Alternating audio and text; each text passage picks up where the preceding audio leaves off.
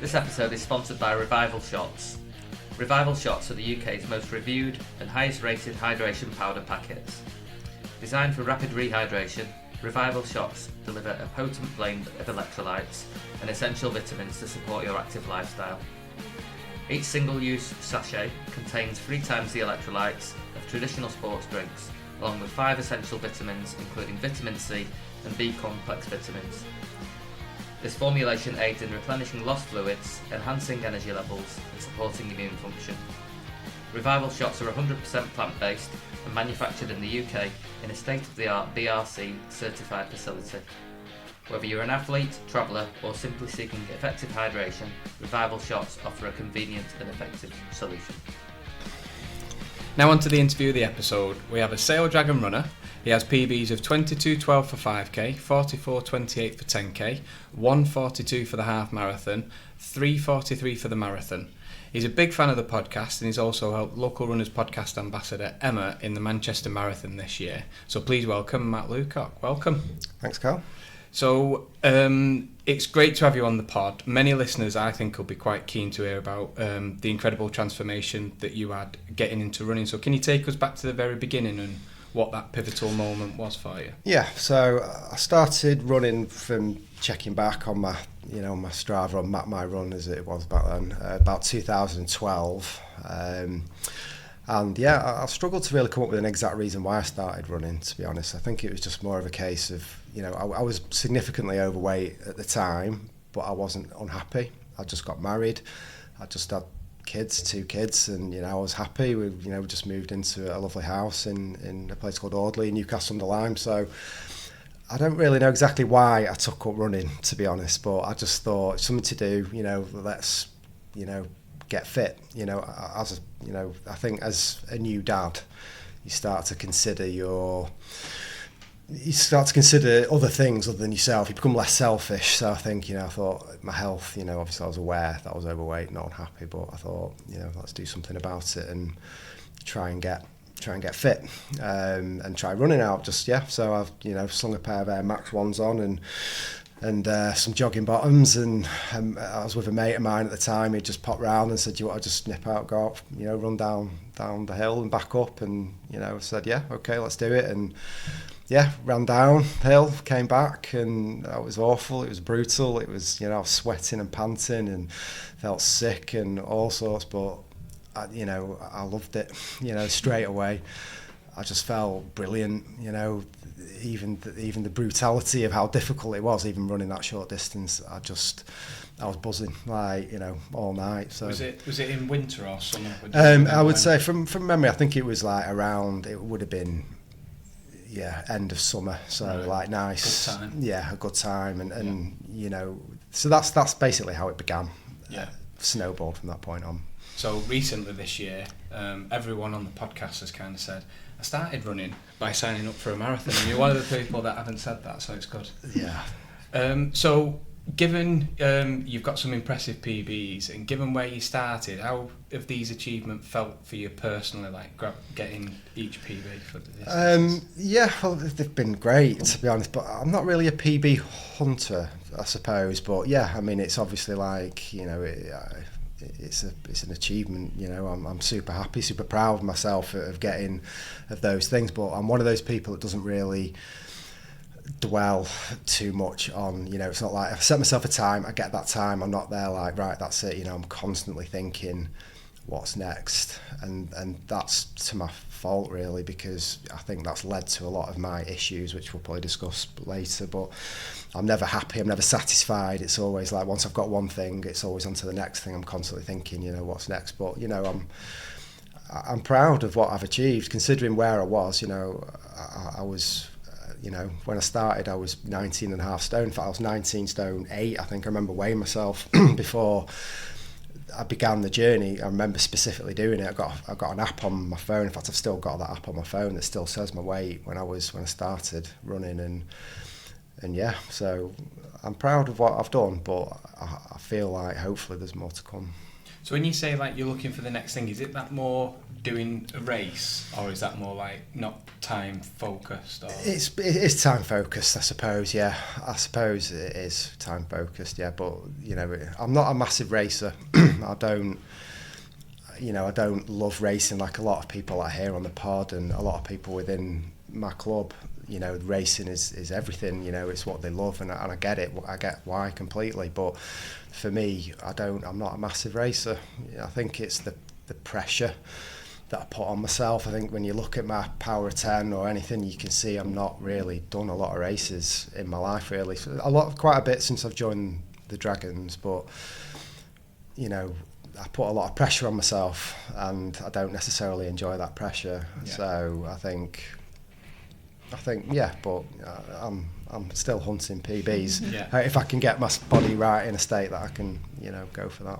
It's one thing I've changed this year is like the look on the pressure of races. I always used to get to a start line and think, I've had this time in my mind, so I've got to get it. Exactly. And then I started to kind of slowly move away. I mentioned the last couple of episodes when I've raced, I've been quite relaxed when I've got to the start line, and I started to enjoy them races a little bit better. You mentioned then about Dragons. Yes. We want to make it clear this is not Cheshire Dragons. No, it's Sale Dragons. It's Sale Dragons. Yeah. There's been a few comments in the WhatsApp group flying around just to remind you guys that we are Sale Dragons. We are dark blue, you know, with dragons on the front, you know, and the Cheshire Dragons. I think they're quite. Is it white? So it looks quite like an England vest. The Cheshire Dragons. I always think whenever I see them, it looks quite like an England vest, doesn't it? Yeah.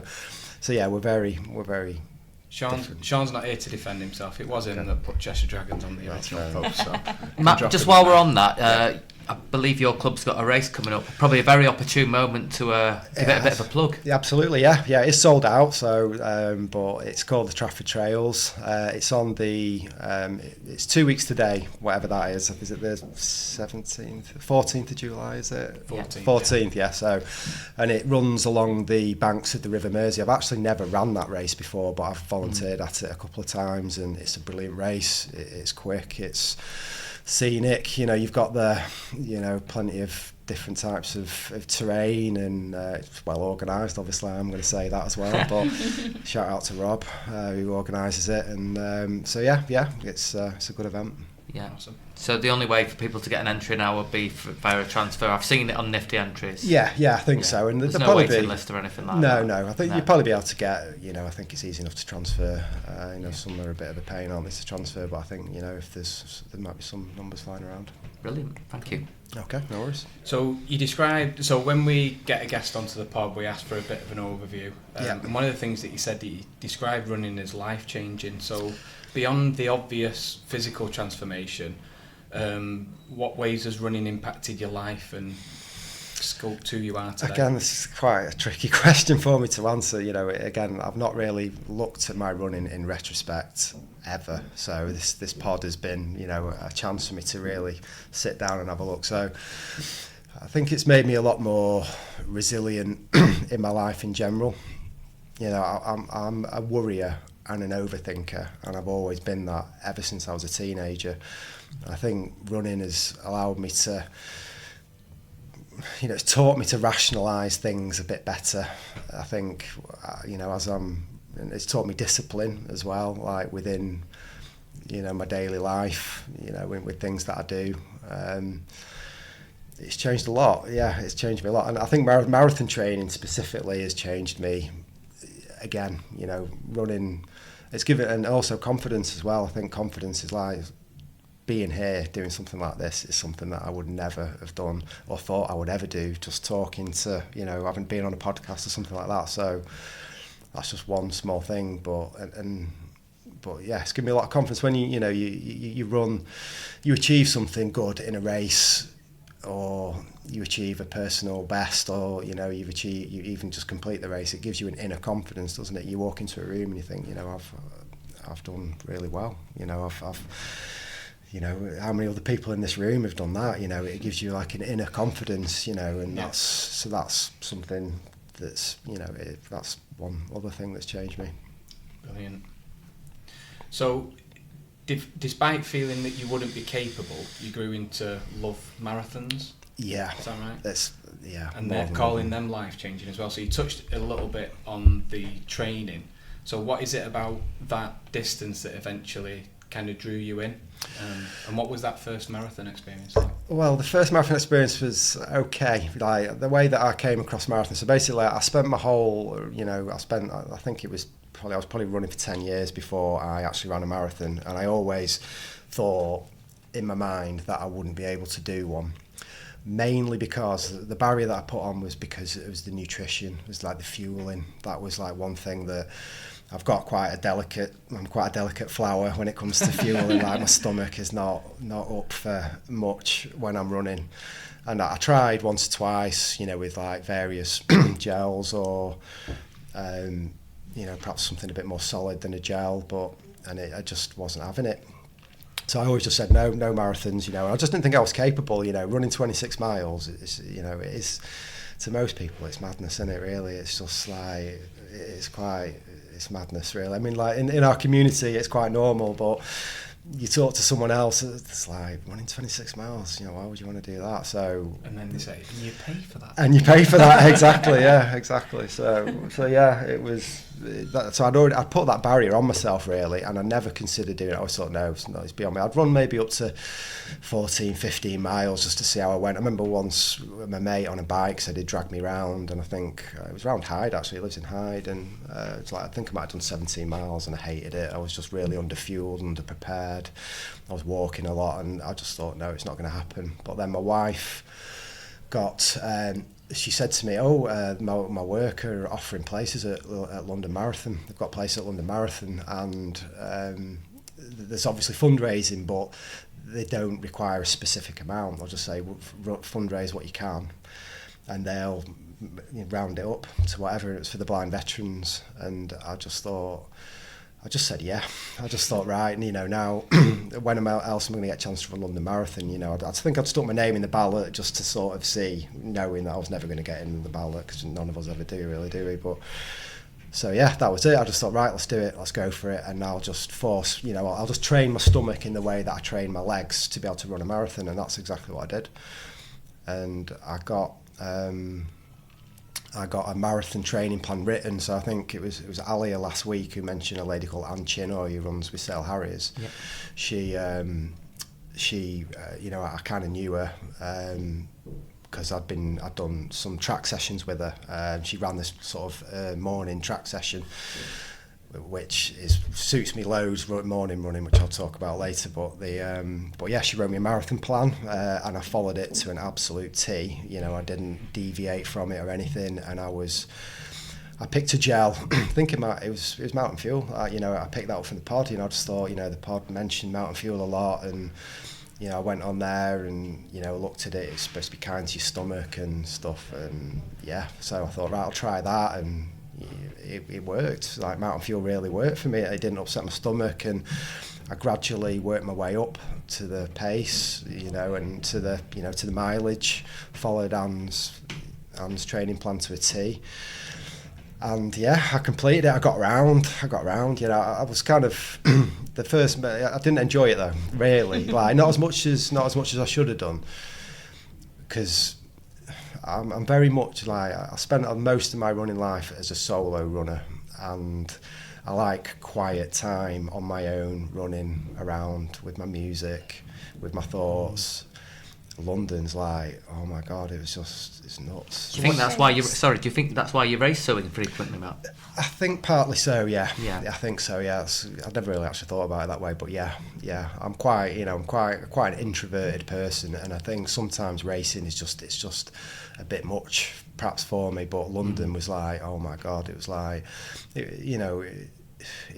it's so much input, like just the noise and the shouting and screaming, because it's my first marathon and I didn't really know what to expect, and I wasn't part of a club at that time, so I had no point of reference for someone to say, oh, London's like mental, it's crazy, and everyone's shouting and screaming at you. I just had no idea really what I was to expect. I just thought, I'll just get around, and it was just like people literally screaming in my face. And like, I remember getting to Canary Wharf, and just like the explosion of colour and noise, and you know, and I'm struggling as it is, and it was just a bit much for me, I think. But you know, I got around, and I got cramp at mile 20, like, you know, what would happen probably on your first marathon, which I now blame on carbon shoes. But you know, again, perhaps mention that later. But yeah, and I got around, yeah, it's like 4 hours 2 or something like that, which I felt, you know, I was proud. But and at the end, I was in bits. Like, I'm really not an emotional person at all. You know, I'm quite,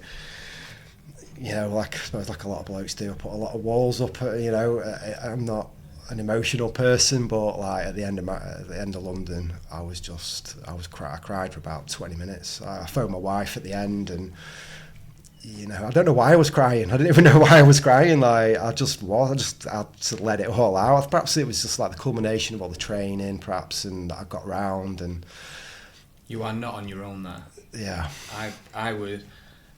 It is emotional when you cross a finish line. When I did Manchester a few years ago, and then when I did London, it was exactly the same feeling straight after, because you've got all them things in your mind like, I've done it.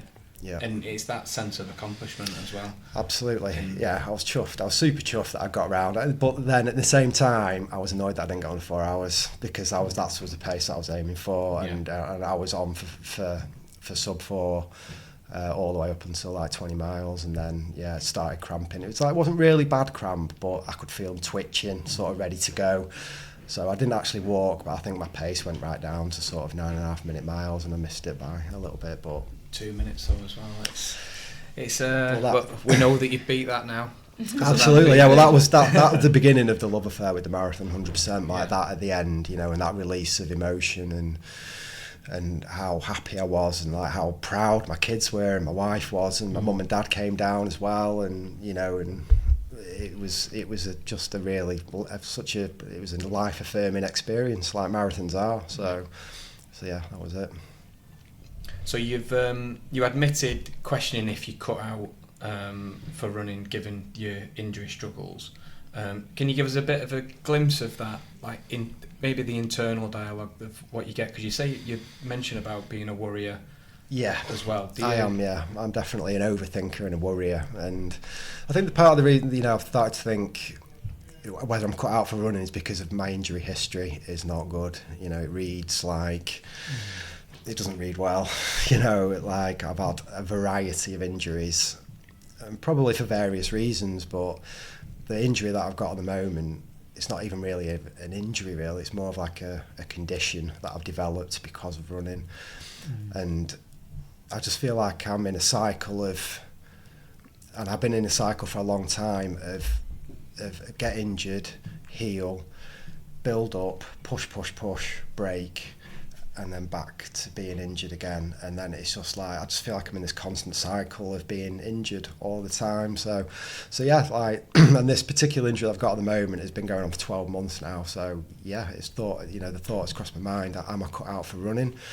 Should I be running? Is it good for me? Is it going to be like, am I going to be, you know, walking with a limp when I'm in my 50s or 60s? You know, is it for me? You know. The answer is yes, it is for me. You know, I always come back to that. You know, because running isn't something that I do. It's something that I am. I suppose, you know, I am a runner, whether I'm running or not. It's something it's important to me. So yeah, so it's crossed my mind, and I've had to consider my future within running because of what's going on with my hamstring. But you know, I'll always be a runner until my legs drop off. Good man. Well, that's all my questions, so I'm going to pass you on to Dave now. Thanks, Callum. Welcome back. Cheers, Dave. Okay, so firstly, I just want to touch on your current injury. Are you running at all at the moment? So yeah, on and off I am. So I did the park run. I ran. I met James Brabham, who's a good mate of mine, and I wanted to just meet up with him, say hello, and I wanted to run before I came on the pod, to be honest, just so I could, like, you know, feel like a runner again. So yeah, I can run. But it's like, it's painful. But like, so what I'm trying to work out now is how much pain is too much pain. Like, if I'm running with like 3 out of 10 pain, you know, I can live with that. How does it feel afterwards? If it's like, you know, 7, 8, 9 out of 10 pain, then no, I shouldn't really be running. So that's what I'm trying to gauge at the moment. But yeah, I can run, but I probably shouldn't be doing too much. I need to be really careful with what I do, because I've got something called tendinosis. I think it's proximal high tendinosis, which is like, it's like tendinitis, but it's kind of not an acute condition. It's a chronic condition. It's always there. It's not inflammation. It's literally a degeneration of my hamstring. It's a lack of collagen, and it's a degeneration of my hamstring. So it's something that potentially may always be there. So, but I can run, but I can also, you know, so I've had this for 12 months now. So I'll tell you a little bit about how it came about. So it was 12 months ago. I've had lots of hamstring injuries, and so over the years, which I now know to be tendinitis. So basically I was having flare-ups with tendinitis, resting, and then cracking on again and pushing, and then it flares up again. So this kind of cycle of tendinitis has turned into tendinosis because I didn't deal with it properly. I don't do enough in the gym, and I didn't even know it was tendinitis really. You know, looking back, I should have known. I just thought, I've just pulled my hamstring again, or you know, so yeah, that's, you know, I can run, but I should be able to get to a stage where the pain is manageable, so I can run again. Because like I got built back up to Manchester, so I can do that again. Did it bother you a lot in Manchester? It did, but because basically, so I started, I built back up. So it happened in July last year. I literally took 3 months off running completely to rest. And within that time, I was like, right, I need to rest. You know, I'll try and get rid of it, try and get rid of the pain. The pain didn't go like it normally does. So I got an MRI scan. That's when I found out it was tendinosis. So I got some advice on what I should be doing with that kind of injury. And it's, you know, all the usual stuff. I need to get in the gym. You know, I need to rest it, get in the gym, build up, get it strong. Saw a couple of physios, one that I wasn't that happy with what they were saying to me, and one that was, it's like, you know, you kind of, you go around, you know, till you kind of find a physio that tells you what you want to hear, basically, you know what I mean? Yeah. It's like weather apps, isn't it? Like, my wife's got loads of different weather apps, and she just picks the one that she wants to like. All right, that's what it's sunny, like, exactly. So it's like I'm going around different physios till they tell me what I want to hear. Yeah, but this guy gave me, he's called Marcus, he's a Sale Harrier, and he's a brilliant runner himself. Oh, he was at the Tameside 5K? Yeah, he's a great runner. I think he finished like second at Trimble last year. Yeah, he was well up at the Tour of Tameside last year as well. Yeah, he's super happy. He's a runner, so my first physio wasn't a runner, so anyone that's injured, I do recommend that you see a physio that's a runner, because they'll get it and they'll understand. And so he gave me the confidence to really to build up what I was doing, and to then get on the treadmill, and then to slowly build up. And yeah, I got myself into a good position for Manchester. I'd built back up. I wasn't ever going to PB, but I think in hindsight what I did was I raced too much. So I did 3 half marathons in that block. I did Village Bakery quite slowly. So no, not Village Bakery, sorry, 4 villages, which I did quite slowly. Then I did Village Bakery, and I was like amazed at how quickly I'd actually done that. It wasn't PB or anything, but I was like, no way, that's quite quick. And then I did Wilmslow, and I did that really, you know, it's like my second fastest half marathon ever. And then my hamstring was just like, no way, you've just pushed it too far. And so then the Wilmslow's quite close to the taper, isn't it? So yeah, my taper, rather than gradually coming down on my mileage, it was literally a drop off a cliff, because I was trying to rest it ready for Manchester, and the taper was just too severe for me. So yeah, I wasn't in a great position to do very well in Manchester. Okay, well, Sean can't be with us tonight, but he has sent a question in, and he says, firstly, don't give up. There's lots left for you to try from a recovery perspective. So he's asked, what specific treatments or programs have you tried so far, and what's next on the list to get on top of the injury once and for good? Yeah, so I've tried rest, which I think is good. Obviously, I'm trying to get rid of the soreness. That's the thing. That's what I'm trying to get rid of, is the soreness, because running with pain is not ideal, is it? And I think So rest I've tried, and I did that. You know, I had a good 3 months off before Manchester, and then the pain, you know, slowly went away.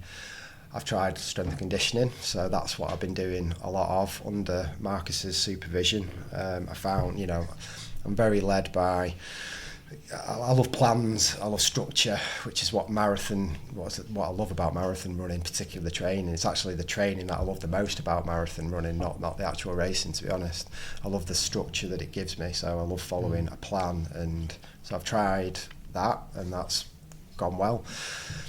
I think Sean mentioned that it takes time, and I'm not the most patient of people, so but I've been doing, you know, I've been 2 or 3 a week. I was doing strength and conditioning, no running, and then I've not really tried much else. I take all the right supplements. I've been taking a collagen supplement, you know, because that's what tendinosis is a breakdown of collagen within the hamstring. So I've been taking a collagen supplement. I've been foam rolling. I've got like a special foam roller that I bought. It's quite vicious. I've been doing that, but I don't even know whether that's doing me any good because it hurts, you know. So I'm just trying to think. And because what's wrong with my hamstring isn't an inflammation, it's a you know, it's not inflammation related. I don't know whether that's doing more harm than good. I don't know. Anyway, so the next thing is shockwave therapy, which I'm actually going to explore tomorrow. Sean mentioned it in the group. It's something that I thought and ahed about and thought about it, and I know Sean's mentioned it on a previous pod, and I don't really know a lot about it, but I'm just willing to try anything at this stage. Just, I think from what I can gather, the shockwave therapy, it promotes healing, which is good, but more importantly, I think it can dull the nerve endings in the leg to prevent the pain. So if I've got less pain, it means I can put more through the hamstring and I can train better and get it stronger. Because if it's hurting all the time, like I'll go to the gym, I'll do some strength and conditioning, and then it'll be ruined for like 3 or 4 days afterwards. So like, you know, how am I supposed to get that hamstring strong when I'm trying to get it strong, it's just hurting. So hopefully that will... It definitely sounds like you're doing all the right things, and what Sean has also said in his question, that strength is a slow burner and it does take ages to come good, but definitely keep at it. Yeah, I will. Well, that's it. I will. I won't give up for sure. Okay, looking forward, your goals are the sub 25k and a sub 3:30 marathon. So what makes you say these targets feel realistic? Well, they're not at the moment, to be fair, but you know, the reason why I think they're probably realistic is because I've been close to that time before. So during lockdown, when we were all loving our running, weren't we? You know, we were all free of, you know, work and wanted to get out and really focus on our running. And I got below 21 minutes, you know, not in a race situation, but I'm not really, as I say, a racer. So a lot of my PBs, in fact, all of my PBs except 1 or 2 are not within racing.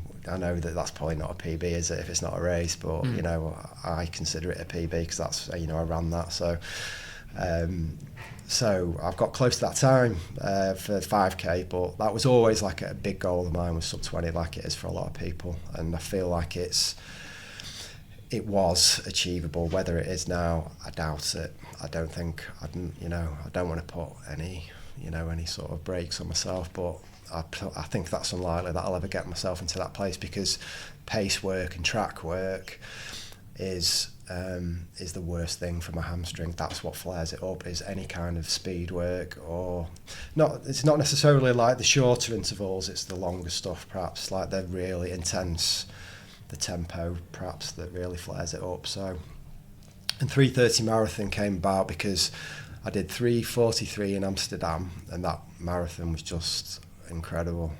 It was one of the greatest days of my life, genuinely. It was amazing. Everything just went so well. I was buzzing, you know, it was great. This city was amazing as well. I'm quite familiar with Amsterdam, went a lot when I was young. Yeah, I'm familiar with the city. Went obviously for entirely different reasons this time round, but I loved it. I was buzzing. You know, it was great. Everything. It's just one of those races where everything goes perfectly. Where my second half of the marathon was quicker than the first half, and I just, you know, it's when 20 miles hit, I was like, I feel great. I'm kicking on, and I was running the last, I was running the last 6 miles at like 8-minute miles, which would get me a 3:30 marathon. So my intention was to run 3:39 at Manchester in 2024, which didn't happen which I very nearly did, but I was really on for that time. I was flying, got to 20 miles and then I got the worst cramp I've ever had in my life at 20 miles. I felt fine. It was like everything was great. I felt, I was hitting the pace. My legs felt good, my lungs felt good, my head felt good. But then my legs just cramped, just like both hamstrings at the same time. It just floored me. Honestly, I don't think I've ever felt pain like it. I just couldn't even walk, let alone run. So that I wanted 3:39 out of that marathon, and then there was going to be York Marathon where I was going to go for 3:30. That was the plan. So whether I can get to that again, I don't know. So you touched briefly on running shoes. Yeah. We were chatting briefly about carbon shoes before, but what's your absolute go-to pair of running shoes for everyday training right now? Right now, so I love at the moment, my favourite shoe at the moment, it is amazing, is the Adidas Adizero Evo SL, which is just like, it's just unreal, as I'm sure you know, Dave. Mark Bowsey's just invested in a pair of those, and he was raving about them. They're so cheap as well, like, I mean, well, for 120 quid, which is that cheap for a pair of shoes? Probably not, but like for a pair of running relatively shoes, nowadays it is, exactly, and they look cool. I like my shoes to look nice as well, and they've got loads of different colourways, and I love them. Like Light Strike Pro, Adidas's foam is really suitable for me. Like out of running shoes, my most important thing out of a running shoe for me is impact protection. Yeah. I love the squish of the running shoes. So the Light Strike Pro, I know it's like different in different shoes, but in that particular shoe, it's brilliant. So yeah, that's what I use that, and also I use the Mizuno Neo Vista as well, which again, it's got a plate in it. It's got like a composite plate in it, but I don't feel that plate too much. But it's just so. Is that the version 2 that launched in June, or is that I've the got the original version 1, but I reckon I'll get the version 2 because I just love the version 1 so much. Like I love that booty construction, like similar to how the Alpha Fly fits, like that kind of booty. That really suits my foot. I don't know why, and also it allows me. I've got quite wide feet, so it allows me to splay my toes out a bit, and it's just so comfortable. I love it, and springy, bouncy. You briefly mentioned carbon shoes. Do you race in carbon shoes? I do, yeah. So my 5k and 10k shoe would be the Hoka Cielo X1. Okay. I've loved that shoe. Again, bouncy, springy, quick. Love it, looks cool, bright orange, that's like, I love all bright colours, so I'd say that for a 5k and a 10k. My half marathon shoe would be the Adios Pro 4, which is the best shoe that I've ever run in, probably, in terms of racing. That's the shoe that I did Wilmslow in, which obviously I messed my hamstring up on that one, but that was because I was pushing too hard. But that I felt like that shoe took me beyond what I thought I was capable of at that particular time. I do feel like not many shoes like surprise. You look at your watch and you're like, oh my god, how quick am I running? Like I don't even feel that tired. Like my legs feel great, and I know quite a few people that have raced in that shoe and had similar experiences where they've just smashed it, loads of PBs in that shoe. And then marathon shoe, I've got this thing where I think that carbon plates over 26 miles are not good for my legs. And every marathon that I've ever ran in a carbon shoe, I've had bad cramp. So probably not related, I don't know. Maybe it's related, maybe it's not, but so I used the Superblast 1, ASIC Superblast 1 at Amsterdam, and I've got the Superblast 2 as well, which is a bit better because it's squishier. So yeah, that's what my rotation is at the moment. I've got a few others as well, but I won't bore you to death with them. Yeah, you're clearly a big running shoe fan. I do love them. I love running gear in general. Like I'll spend like 3 weeks looking at a pair of socks, like researching them, whether they're suitable for my feet. Like I love it. Like I watch a lot of shoe tubers as well. Like the guys that are online that read loads of stuff online and watch their. Shoe tube. I've never heard of that. Have you not? It's actually a thing. Yeah, shoe tubers, yeah. So they just literally just talk about running shoes. Like there's a guy called Ed Budd who I love. He's like particularly Yeah, it's particularly entertaining, and yeah, just gets all the latest releases out, and I just watch them. Like my wife's always like rolling her eyes. What are you watching, mate? I'm just like, I just love it. It's just a hobby, isn't it? I love trainers in general. I've always loved trainers ever since I was young. Yeah, I've always loved trainers, and I love running. So running trainers, it's like match made in heaven. So besides shoes, if you had to pick one piece of running gear that you simply couldn't run without, what would it be? It's 100% my watch, definitely. Your watch, yeah. 100%. I've got the ultimate running W watch. Like, Strava or no Strava for you, Matt? Oh, Strava, yeah. Oh my God, yeah, always Strava. Like I put everything on Strava. Like I'm sure everyone's like does everyone's head in, but it follows me on Strava. But I'll walk the dog around the block and put that on Strava. And I play a lot of golf, which is a symptom of my injury. Is that I needed to put some of my obsessive energy into something else while I rested, and that turned out to be golf. And so I put all my golf on Strava as well, which is probably quite controversial, to be honest. I can just like when it goes on, I can just hear people going, "What is this?" I saw somebody put badminton on Strava. Yeah, why not? So Well, the thing you do see all sorts on there. I don't specifically put it on. It's like when I'm playing golf, the golf it's got an app that tells me my yardages and this and that. Yeah. So when I end that round, it automatically loads to Strava. So I'd have to actually go and break that connection between, to do that. If you do a full round of golf, it can be a fair distance once you add it all up. It is, yeah. It's a good workout, but when I took golf, I got injured and thought, right, I need to rest. I've always loved golf. I'm okay at it. I'll really focus on my game. The first thing that happens, I got injured. I did my arm in. I know, yeah. I got golfer's elbow, and I couldn't play golf anymore. So I was like, what is going on? Like, why can't I just pick something? I just need to take up like frisbee or something. Playing cards, tiddlywinks. I don't know. So I believe you got a strong preference for running with music, Matt. So how does the dynamic change when you run with others without your usual soundtrack? And is it a different kind of enjoyment? Yeah. I'm very much I've always been a solo runner. I've not really been part of a club very much, really. I've only been with the Dragons for 12 months. I was with Sale Harriers for like 12 months. I ran with a group called Run the Jewels in Sale for maybe 12 months. But I love to run on my own. I do that, and part of that is because it's time alone with my music. I love running with music. Like music is genuinely one of the reasons why I run. It sounds a bit cheesy, but it's genuinely one of the main reasons why I run, to listen to music. So I spend a lot of time in an evening buying, listening, editing, mixing music together for my runs. So. So when I run with others, obviously I don't listen to music, that'd be a bit rude, wouldn't it? So I'm like, but I do love running with others. I've got a lot of running friends. I run with a few people, but running with music, it makes me look forward to running. More. It's like a match made in. For me, it's a match made in heaven. I could be running through like Gorton or somewhere or Levenshulme, and I'm having like the best. It's like the best time of my life because this music is on, and I'm just like so happy. Can you give us an idea of the type of music you're listening to? I listen to house music. That's house my music, preference. Yeah. Nice. But I like a lot of like funk and soul and disco as well. But I was a DJ for years in my 20s. I've always loved music. It's always been a massive part of my life, and so I'm not a DJ anymore because I grew up and I've got kids and I can't cope with late nights anymore. But the music has always been a constant, and it's a hobby. It's a big hobby of mine to buy music. I used to rifle, buy a lot of vinyl and mix it together, and now I don't do that so much, more like on my laptop.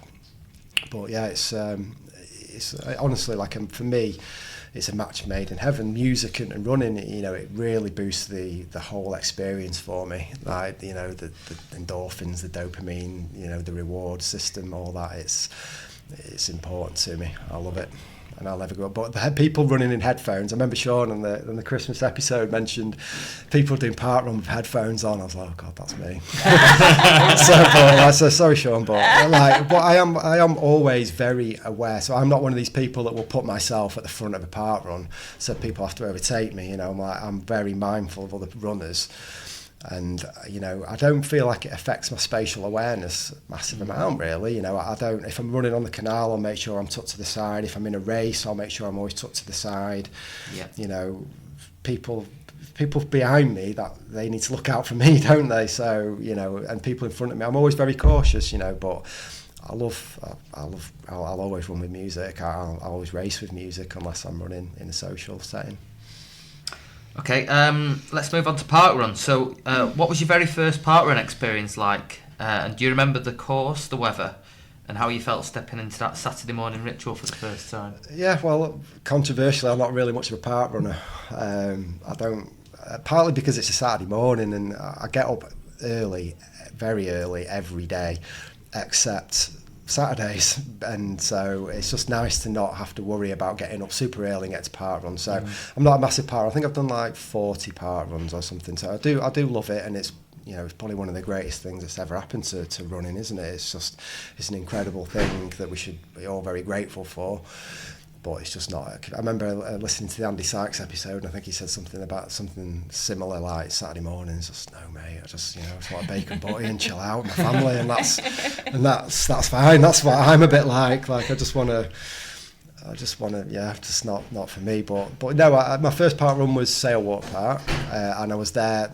The reason why I did it was because it was there was no park run in Sale at that time, and then all of a sudden, there's a park run in Sale. It's Sale Water Park. It was like 2017, so I was like, I'm a runner. You know, I'll go and do it. I'll go for the first one, and I took my daughter with me, who was like 6 or 7 at the time. Looking back at my times, I must have had my daughter with me, and yeah, so I did like the first 10 in a row and loved it, and. Yeah, and I still really enjoy parkrun. I did one at the weekend. I love it. I do love it. Would Sale be your go-to parkrun? 100%, yeah. But Sale gets a bad rep. And that's why I love it so much, because we most had people one of the hate it. meetups there last year. I mean, I think it's a reasonably quick course, but it's a little bit lumpy on the canal at times. It's as James Brabham says, you need to become one with the path. Like, it's like the path of doom. Yeah, I know. It's insane how many people I know have hurt themselves on that path, but you've just got to be careful. You just got to pick your way, you know. The problem with the path, it changes from, you know, depends on how high the Mersey's been. If the Mersey's risen and washed some of the path away, it's a little bit different to the week before, so that, you know, you just got to be really careful. There's a lot of loose rocks on there, but I love it. I'm just... There all seems to be... I often meet people for a training session very close to the water park on a Saturday morning. And I've always noticed that there seems to be a noticeably really positive atmosphere. It's at that great. park. They're like the people that run there, the run directors and the marshals. They're a great bunch. It's you know, nice really. how they all gather outside that. Exactly, there's a cafe there as well, and there's a real good community feel to it. And you know, I'm not one of these people that's bothered about touring all the way around everywhere. You know, we're on the 5K app, ticking this off and that off, and that's it's good. You know, I can see the appeal in that, but that's not for me. I love Sale. You know, it's home, it's where I live, and it's, you know, it's the one that I've frequented the most, and as I say, it gets a bit of a bad rap because of that path, and because, you know, a few people have hurt themselves on that path, and that makes me kind of like it a bit more. I don't know why. But it's a good one. It's a good one. Yeah, brilliant. Okay, right, that's all my questions, Matt. So I'm now going to hand over to Emma. Thanks, Dave. Welcome back. Cheers, Emma. Thank you. We meet in much better circumstances. Absolutely, we do, yes. So, not all heroes wear capes. Let's talk about Manchester Marathon. Okay. Hopefully you can remember more than me. It's a bit of a blur, to be honest. Like, I've tried to, remind myself a bit of how that went down, but yeah, it was, to be honest, it's probably one of my most special, memorable races, though, really, because I don't think, would I have been here maybe on this podcast because without that, and it's definitely holds a special place in my heart, that race, because of what happened, I think. Yeah, I mean, even talking about it now, what is it, 2 months ago? Mm-hmm. And it still makes me a bit emotional about the day, doesn't it? So yeah, it was a mad day. It was a crazy day. Yeah. So basically, yeah, I mean, I didn't go in, as I've mentioned before, I didn't go into the marathon with the best prep. I'd had this flare up of my tendinosis after Wilmslow. The taper was just too severe. I knew I wasn't going to be pulling up any trees, but you still kind of go into the marathon feeling like you want to do something. I still think, I'll get under 4 hours, it'll be fine. But then the weather, my God. It was hot, wasn't it? Yeah, I tried to ignore that, and no one was talking about it. Like, no one in the groups, no one. I was like, everyone's just ignoring it. Everyone's going to address the weather. Exactly. Well, no one was. I think everyone was just literally like, let's just not talk about the weather because we're all about to, run a marathon. So, but yeah, the weather didn't help, obviously. But I knew after like 5k that I was in trouble. And at Manchester, there was people that early on in trouble, wasn't there?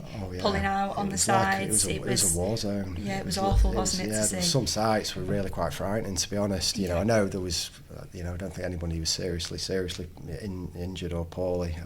Looking back on it, but yeah, some of the sites that I saw was quite scary. So yeah, it was an interesting day for sure. But yeah, so just a bit of what happened with my race. So I struggled all the way really, but then all I could think of was getting to 20 miles. Where the marathon runs, I live on a place called Winstanley Road in Sale, and the marathon this year goes down one end and then down the other. So it's kind of Winstanley Road sandwiched in the middle of it, and so I get to see my family twice basically there at either end, and my neighbours, and also, and the Dragons are all there as well. And So yeah, all I could think of was just getting to that point. And when I got to that point, I didn't stop running or anything, but I was in pain with my hamstring, and the heat was just too much for me, and my head had gone, and I was upset. I remember I was quite tearful, and I was, and my house is like, a few yards down the road, and I was very close, just saying, I don't want to run anymore. I've never actually DNF'd before, I don't think ever. I've always managed to get to the end. But I was just so close to it, and but the kids had made a banner, and the kids expecting, because they've seen me run Manchester before, and I've generally been all right, and they expect you to, see you like powering through and stuff. But no, I was just a mess, and my mum looked really worried about me, and Nikki, my wife, looked really worried as well, because she could tell that I wasn't in a good way. So, but something made me just say, just go, just carry on. So even if you have to run a little bit, just crack on. And that's so where Winstanley Road is, where Dane Road tram stop is. Winstanley Road, then you go over the bridge over Dane Road tram stop, and then at just past Dane Road tram stop, that's where you were at the side of the road. Because I'd already seen you in Altrincham, I'd seen you because you were obviously miles ahead of me, really going for a time. There's a switchback, isn't there, where you see the runners on the other side of the road in Altrincham, but I think it's just after the bridge. And I'd seen it. I gave you a shout. You probably didn't hear me, but I gave you a shout because obviously I recognised the podcast. I never actually met you. I followed you on Strava, but I never actually met you. And yeah, exactly. Yeah, well, anyone in a podfest, because it's quite, it stands out, doesn't it, the podfest? So, and I do, as I've mentioned many times, love the pod. So, but then obviously I saw you at the side of the road, and I wasn't in a good way either. It's not like I was pushing on. So I thought I'll just say hello, introduce myself, and see how you were. And yeah, you were a bit upset. Well, I'm glad you remember exactly where it was, because it was like it's a bit of a how many blur. miles did you have left to run at this stage? We had it was just over 20. We had, I would say, a 10k left. So about 10k about left, 6 miles left, and I think because you weren't in a good way. You were upset, and I think you were saying to me that you were basically waiting for the road sweep to come pick you up. You were like basically going to sit there and wait for the road sweepers to just come and take you, because you weren't sure where to go. You were in a lot of pain, and you were upset that because you were flying, weren't you? You were going for a time, and you felt really good for it, didn't you? And that was 3:30, wasn't it? You were going for? Trained and felt good. Yeah, exactly, and that's a big goal. So obviously you were upset, and I just said I thought let's walk you, because you genuinely helped me as much as I helped you, because I was not in a good way. I wasn't having a great race, and thought I'd just stop that race. I was struggling myself, so that kind of distracted from my ills, my woes, seeing you, and it gave me like a new purpose to just maybe let's just try and complete this together.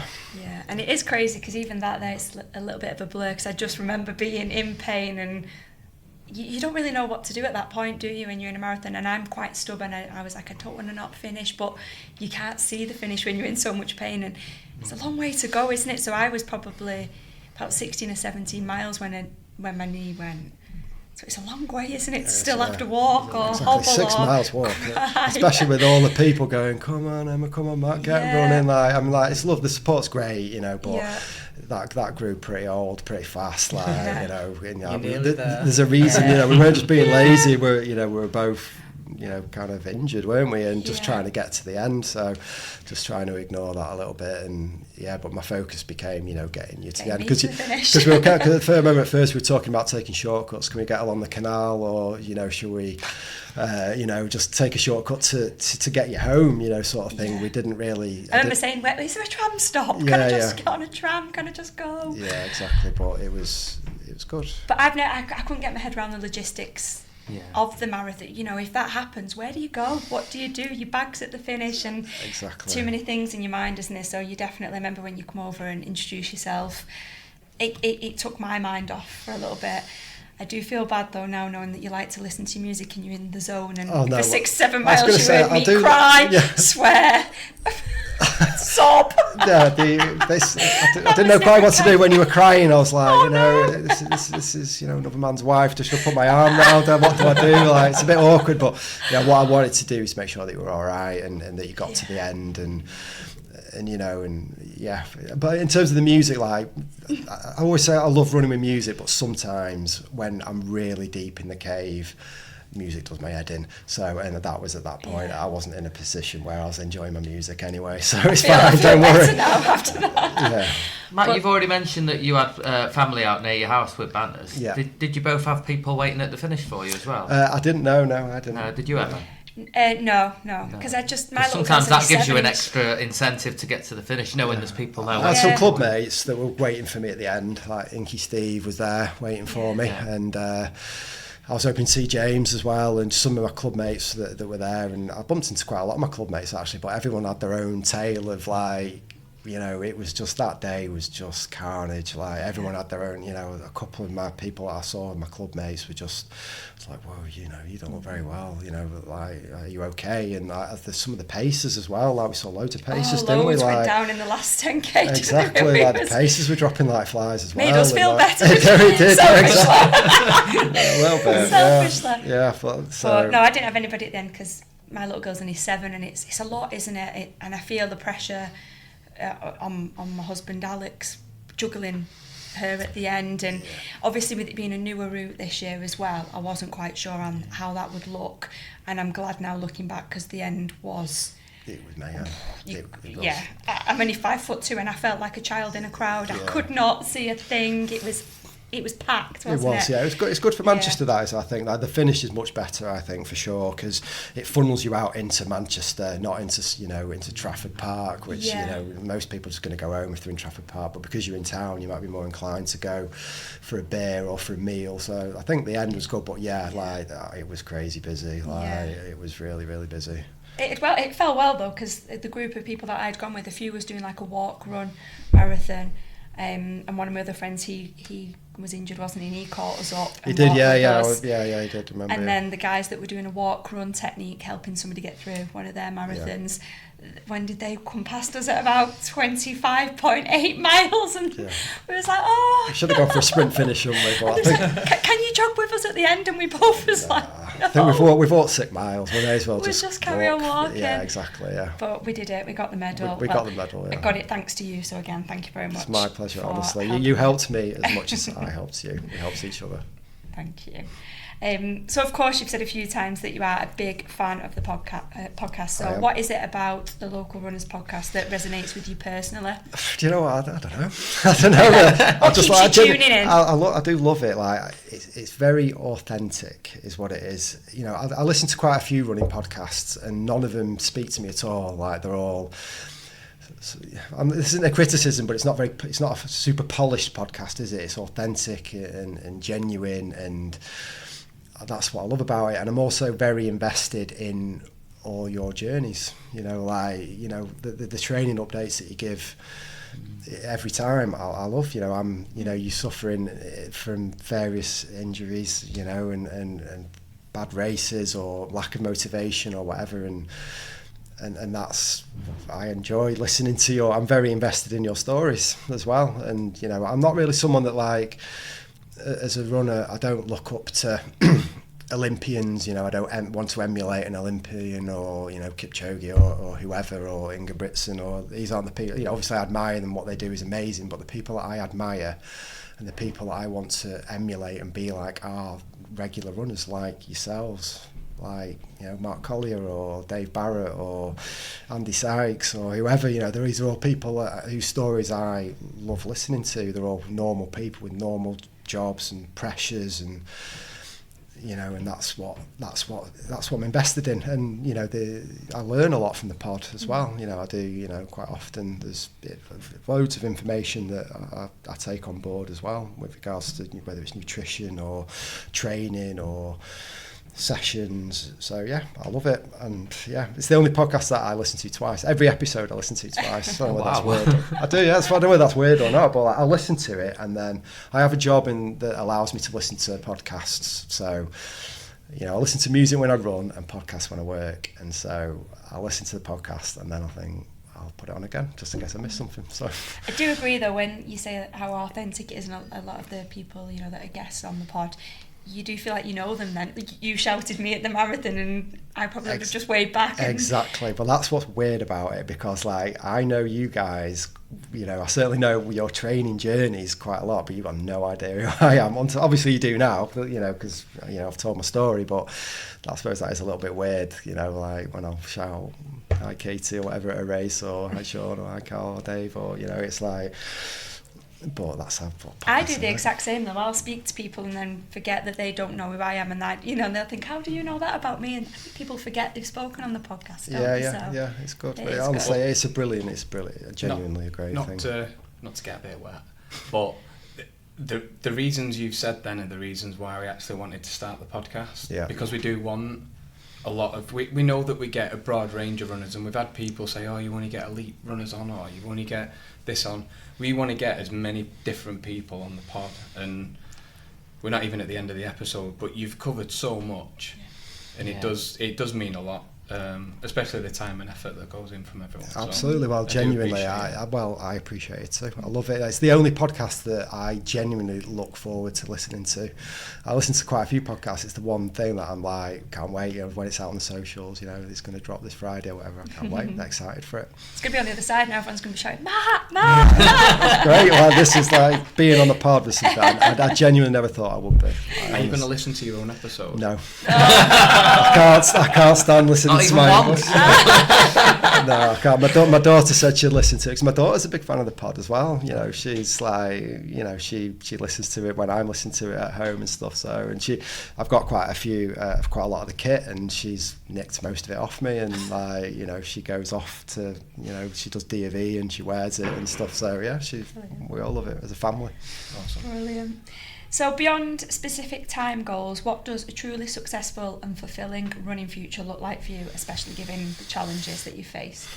I think probably just being able to run, to be honest. Like, you know, I think I'm not sure whether times are going to be, you know, in my future anymore, and I think I should just be happy. I just don't know whether that's me, you know, or not. You know, I've had to consider, am I just happy being a runner? Am I happy just being able to lace up my shoes and go out the door and run, you know, 10 miles at 10-minute miling, you know, and no push, no, you know, no cave, no, you know, no being on the edge, none of that. Am I going to be happy with that? And I think I will take that over not being able to run. So I think that's what success for me in the future will look like. Being able to run a marathon again, you know, pain-free. That would be what I would aim for. And then, but times will always be a thing. I think, you know, you just, you know, I'm so used to, you know, worrying about times and working out paces to achieve a certain time, and it's going to be difficult to let that go, I think. And I'm hoping. Once you've had an injury, though, it puts it into perspective, doesn't it? I don't think you actually realise what you do. Yeah. And how you do it until you are injured and it all gets taken away. Exactly. So that's what I've had to consider. As I say, I've had to consider: am I going to be happy running slowly? You know, is that me? You know, and I'm not sure whether it is or not. But I know for a fact that I will take that over not running. You know, I've tried to replace running a little bit with other things whilst I was injured, and try other things, particularly golf. And it's it's not even remotely close to satisfying, you know, what I want out of my hobbies. And running is very much, you know, it's very much a lifestyle, running, isn't it? It's, I often think, like, how often do I think about running in a day? And it's quite a frightening amount.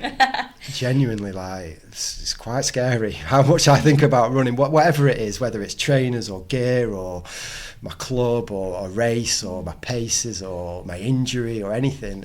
Running dominates my life, and I don't think I'll ever let that go. So. It's only a conversation for runners, this, isn't it? Anybody that's not a runner will listen and think, what is he on about? Exactly.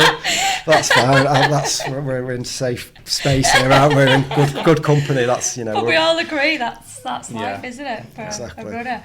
So bearing in mind then with injuries, and for those that are going to listen in and that are struggling with reoccurring injuries and probably feel the same as yourself, feel a bit disheartened, what's one piece of practical or mental advice that you'd share from your own experience? I think maybe what you should do is focus on why you run. Focus on the reason that you run, I think, and never let that go. You know, just, you know, don't get disheartened. It's easy for me to say don't get disheartened, because you will get disheartened, and injuries do occur, don't they? They happen all of the time, and you know, it's easy to get disheartened, but just don't, and focus on the why you run. Surround yourself with people that love to run, that are supportive, you know, that will help you get through any bad thoughts around you running. So, you know, I've tried to replace running with something else, and it didn't work. So, but like being part of a community and people checking in on me, how you're getting on, being part of my club, you know, it's such a, Sail Dragons, honestly, it's such an amazing club for me as well.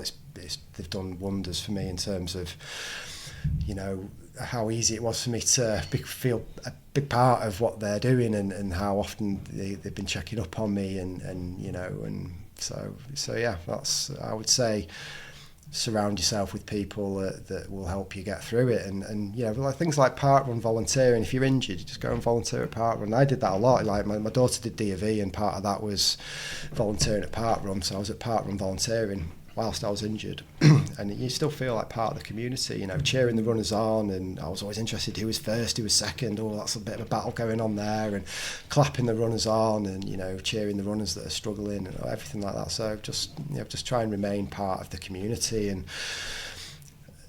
you know, all the things that I love about running. Like I love running trainers. You know, I know that there's no point in me going, you know, rinsing 300 quid on a pair of brand new trainers when I'm injured, but I still will watch all the videos and still look at the gear, and you know, and still, you know, when I get myself right, I'll go and get myself a pair of those. So I've said it before, I'll say it again, there's nothing quite like the running community though, is there? It's incredible, honestly. Like genuinely, like I don't think there's anything like it. I don't think, you know, I'm bound to say that, aren't I? But I just think there's such a supportive community. I've never known anything like it before. Like, you know, if I was off to go play golf or football or whatever, all the other sports that I love, I just don't think that community is quite there like running. Well, I remember when after the marathon, I put a post on when I'd finally stopped crying about 2 days later, and like a thank you post to Matt from Sail Dragons. I was like, if anybody knows Matt, let him know. And everyone was just like tagging you in. I thought, who are all these people now? It's like everybody coming together to make sure. Exactly that. It's a great community. Brilliant. So finally, you've mentioned that being on the podcast was a goal of yours, and now you're here. Yeah, I am indeed. Yeah. So how does it feel to achieve that particular stretch goal, and what does it mean? Well, it's overwhelming, to be honest. Like I don't think it was ever a goal. Being on the podcast wasn't a goal. It was because I just thought it's like me saying a sub 3 hour marathon is a goal. It's not, is it? Because I'm never going to get there. I know that. I'm realistic. I didn't ever think I'd be on the pod because I'm not sure I ever had, you know, a very interesting story to tell, or, you know, I just never really considered my running in retrospect. You know, I'd never ever really thought that I'd be on the pod. You know, I just didn't think so. It wasn't a goal, but now that I'm on it, and now, you know, that I've met Dave and Callum properly, and it's a shame that, you know, that Katie and Sean aren't here, but I'm sure I'll catch them at the meet-up at the park run next weekend. But yeah, it's been brilliant, and I'm buzzing to be honest, to be here. It's you know. Brilliant. Love it. So we are going to get on to the quickfire questions. I'll go for the quick fire. I'll try and be quick if I can be. Okay. Road or trail or track? Definitely road, yeah. 100%. Morning or evening workouts? So I didn't really discuss this, and I'll try. It's more. The answer's morning, and the reason why I don't do a lot of things, like I don't train with the Dragons on a Tuesday and a Thursday, is because I really hate evening running. So I forgot to mention that I really dislike evening running. Long intervals or tempo runs? Long intervals. Hill sprints or flat sprints? With my hamstrings, it needs to be flat sprints. Recovery runs or rest days? It depends, but probably rest days. At the moment, where I am in my running journey at the moment, it's going to have to be rest days, I think, just because they're more beneficial to me than recovery runs. Heart rate zone training or pace-based training? It'd definitely be pace-based, but I do keep an eye on my heart rate. I don't really train with heart rate, but I do, yeah, it'd be pace for sure. Cross-training or focus solely on running? Solely on running. Does golf count as cross-training? Probably not. So no, I don't enjoy anything as much as I enjoy running. So no, running.